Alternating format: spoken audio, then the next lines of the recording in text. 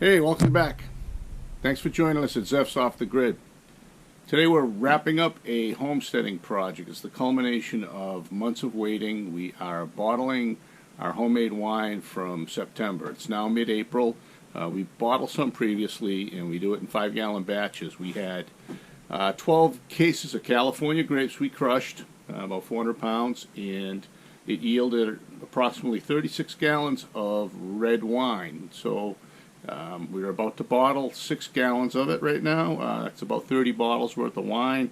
The wine has been sitting in a 6-gallon carboy, and for the last 5 weeks or so we've added some oak chips to the wine to improve upon the flavor, round it out, give it that oaky flavor. We don't use oak barrels. We could, but oak barrels, a lot of work. You got to sanitize them, you got to soak them, make sure they don't leak. You lose wine to evaporation, and then you need the storage space. So we've had good luck using glass and using oak chips as an additive to round out our wine. We just finished cleaning bottles. We have about 30 bottles sanitized and ready to go, and we'll start bottling it and see how it tastes. Okay, so we're ready to begin bottling. This is our bottle filler. It has automatic shut-off. And if you look inside the wine, you can see there's a muslin bag in there that's got our oak chips. Toasted dark oak chips. They've been in there for, as I said previously, about 5 weeks. Can't wait to taste it and see what it's like. Alright, we're siphoning.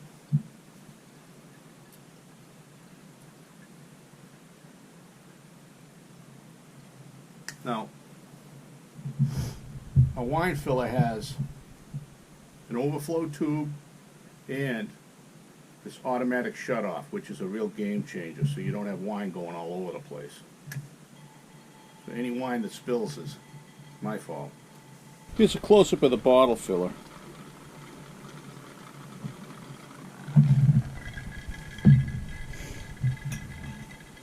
This right here is the automatic shutoff. When it gets to about halfway up the stem, it automatically shuts off.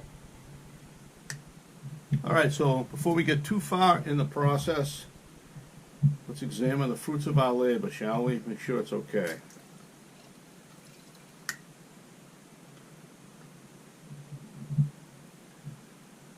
Nice and clear. Smells great.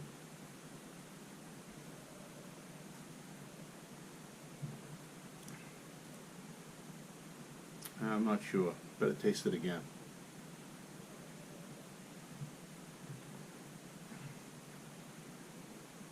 Still not sure.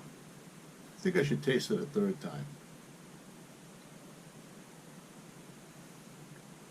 Oh, yeah, that's nice. The oak really comes through. This 6-gallon batch I oaked for about twice as long as the last 5-gallon batch, and the oak really makes a difference. The Barbera grapes are pretty high in acid, low in tannin, so the oak kind of rounds it out a little bit.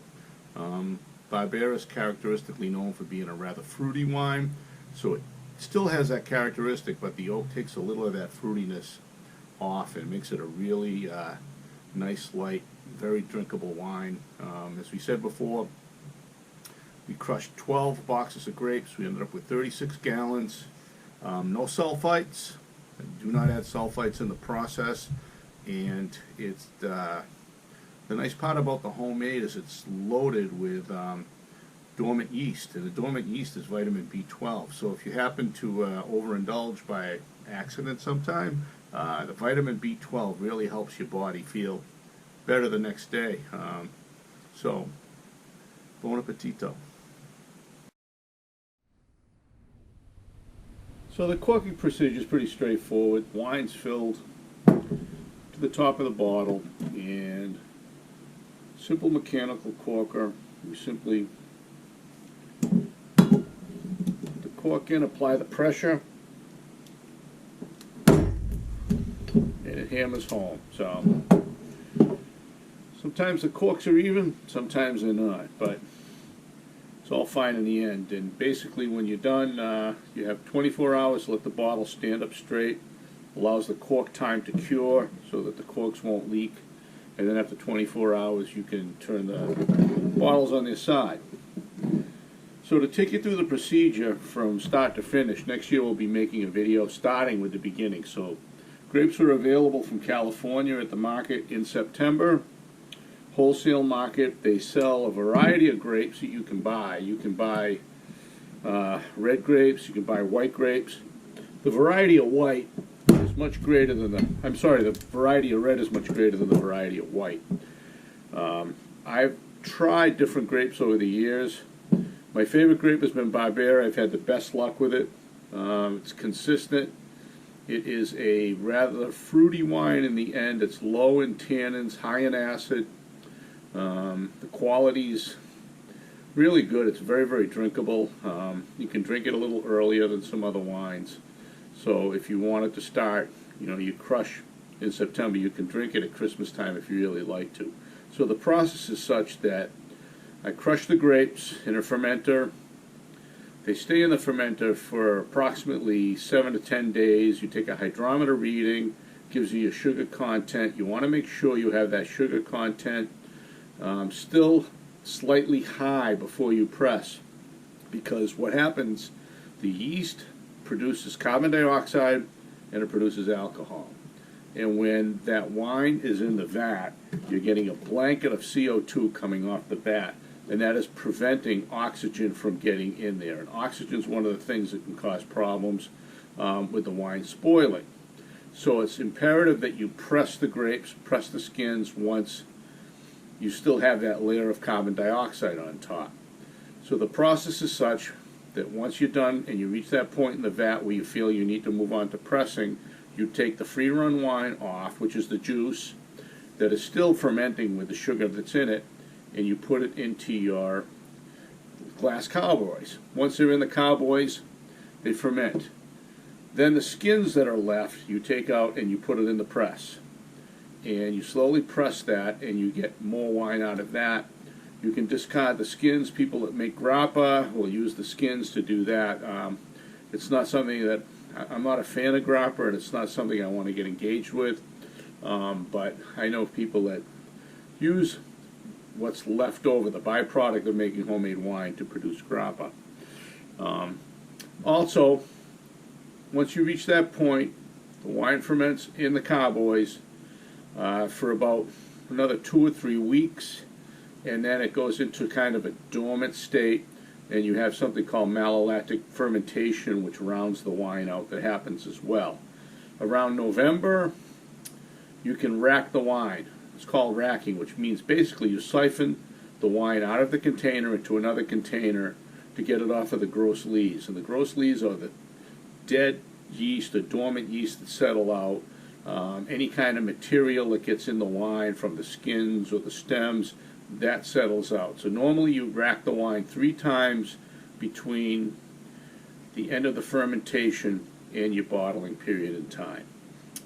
That typically happens if you crush your grapes in September. That happens around March. But your wine can be drinkable around December. It's more like a Beaujolais. It's that fruity early wine.